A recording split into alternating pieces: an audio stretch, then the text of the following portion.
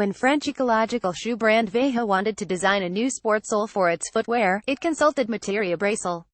Soon, fashion-forward women in Rio de Janeiro were cruising into business meetings in Veja Espler high tops, marketed as vert in Brazil, with soles made of wild rubber harvested in the Amazonian state of Acre. Veja shoes, through the company's own research, now also feature tilapia skin uppers from the interior of São Paulo state. Thanks to its success in connecting companies with the producers of fairly sourced raw materials from the country's far reaches, Rio-based Materia Brasil has become an anchor of Brazil's growing B Corporation movement, one of the world's largest outside the U.S., which pledges to put society and the planet ahead of strictly making money. Brazil has 103 certified B Corp, more than 10 times the number since certification became possible in the country in 2013. The movement here ranges from publicly traded cosmetics giant Natura to 4YOU2, a small, privately owned outfit that teaches English classes on São Paulo's peripheries. The B Corp community makes us excited to think about the possible social benefits of each new product, says Pedro Ivo, whose company Zebu is developing organic paints that can serve as teaching tools about the life cycles of ingredients like cacao, açaí and achiote. Leadership and innovation around sustainability has come from the private sector. Alice Freitas, founder, Red Estate Rise of the Brazilian B Corp network is especially striking given revelations in the past 3 years of graft in the country's largest firms. Federal anti-corruption probes have produced a seemingly endless parade of perp-walking billionaire executives. In sharp contrast, Brazil's movement for responsible business is taking firmest root in small and medium-sized companies, influencing municipal governance and the local sustainability departments of multinationals.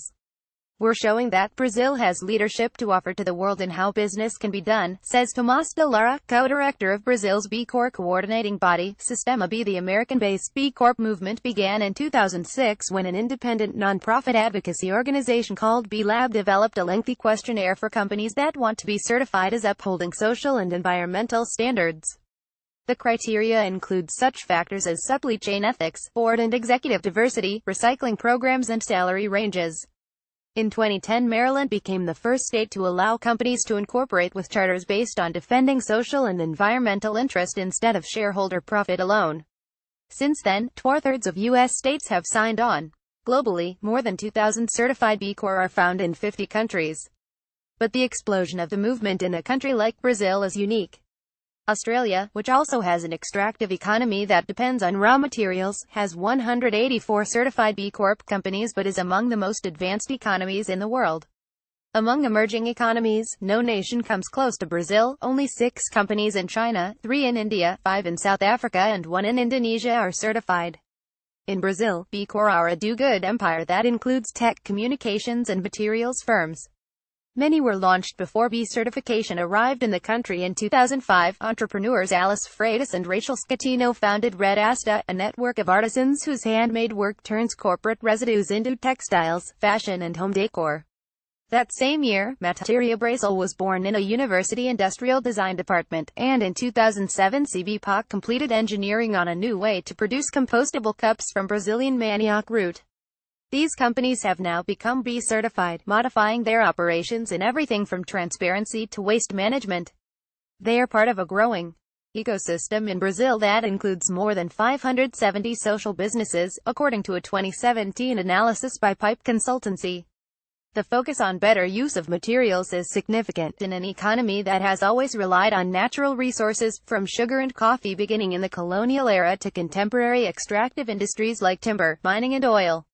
The Workers' Party, which was in power for most of the new millennium, never emphasized a transition to a green economy, despite the country's potential for wind, solar and green technologies, says Araceli Ferreira, an environmental administration professor at the Federal University of Rio de Janeiro. Environmental initiatives from government and civil society in recent years have focused, with mixed results, on mitigating industrial harm. Leadership and innovation around sustainability has come from the private sector, says Freitas. One prime example, B Corp Imata manages more than 100,000 hectares of Brazilian forest to produce sustainable timber at a time when rising Brazilian deforestation has sounded international alarm bells. A caveat to fanfare surrounding Brazil's B Corp is the question of how much influence their practices really have on the behavior of major businesses.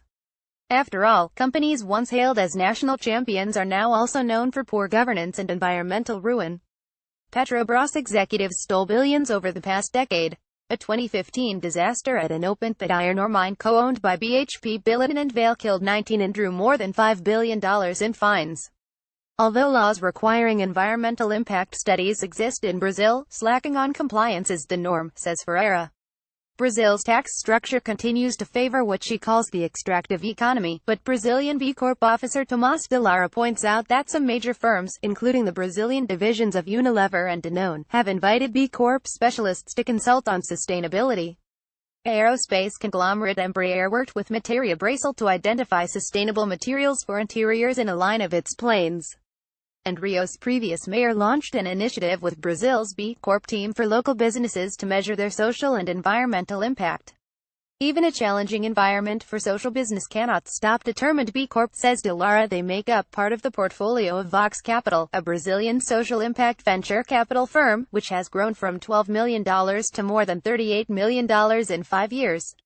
Reed Astas Alice Freitas, who mediates contracts between bottom-of-the-pyramid seamstresses and large companies, is ready for Brazilian economic policy to undertake the core business rethink that is the backbone of the country's social enterprise community. The government's economic development strategy must be intertwined with social inclusion and transitioning to a green economy. Until then, you can find her leading a craftwork revolution.